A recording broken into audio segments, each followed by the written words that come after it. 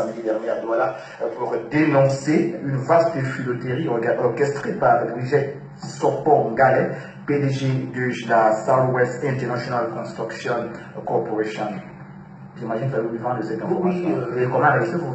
Oui, je suis au courant de cette information et je constate que les Camerounais connaissent des problèmes réels de logement au point qu'ils sont prêts à se livrer entre les mains de n'importe quel imposteur pour avoir un logement décent.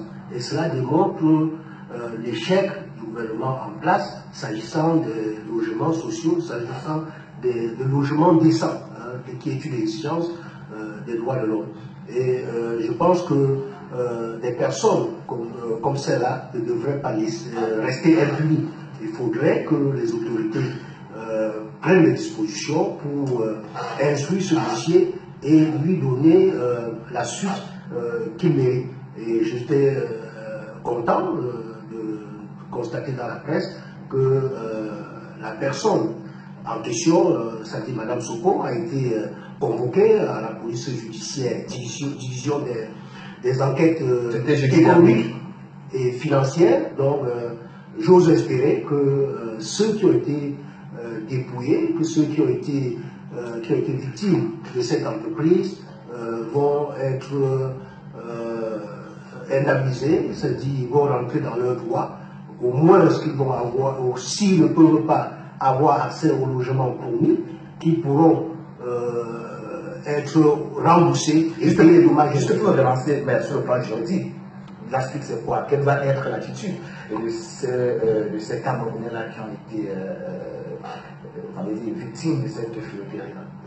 Je pense que sur le plan juridique, lorsque la police judiciaire qui s'est déjà saisie du dossier se rendra compte qu'il y a des indices que cette dame soit poursuivie pour escroquerie, parce qu'il s'agira là d'escroquerie, parce qu'on a fait miroiter à des compatriotes l'existence d'un logement et que ces compatriotes ont remis de l'argent, donc on les a dupés pour remettre leurs biens. Donc ça c'est un cas typique d'escroquerie.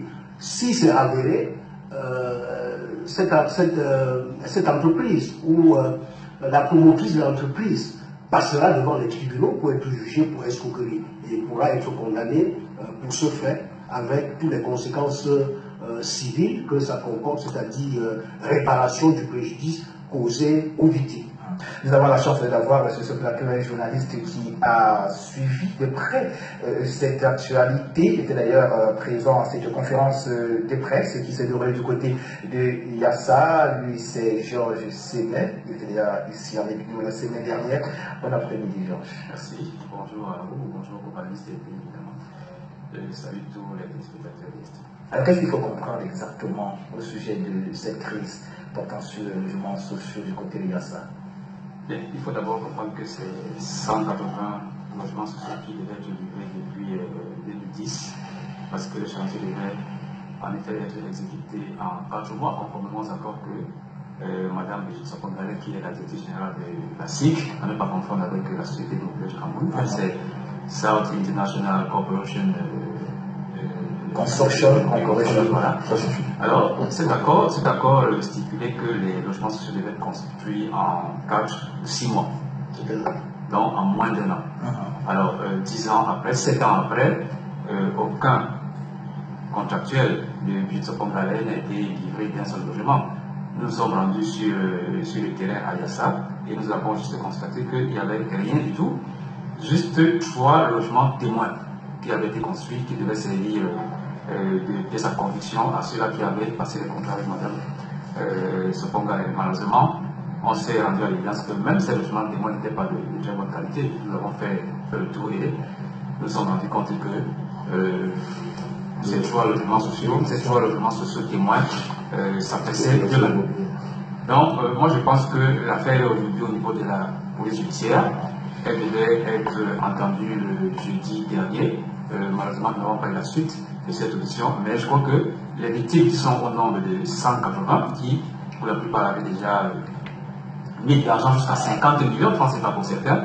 Ils sont aujourd'hui également en train de se constituer en collectif pour faire voilà, le droit devant la justice. Moi, je crois que c'est une affaire suffisamment grave parce que, comme le relevait Maître Djoumi tout à l'heure, les Camerounais connaissent une crise sévère en termes de logements sociaux.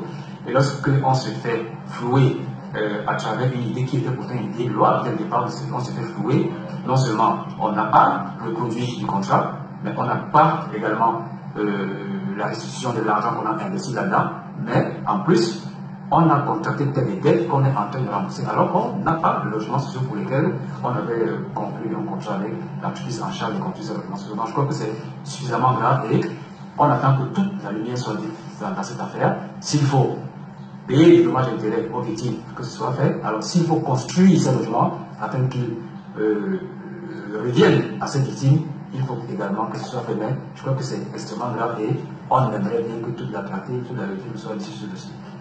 Alors vous gardez la balle, Georges Sénère. Maintenant, avec vous, on va essayer de comprendre cette grosse polémique autour de l'entrée à l'ENAM de Junior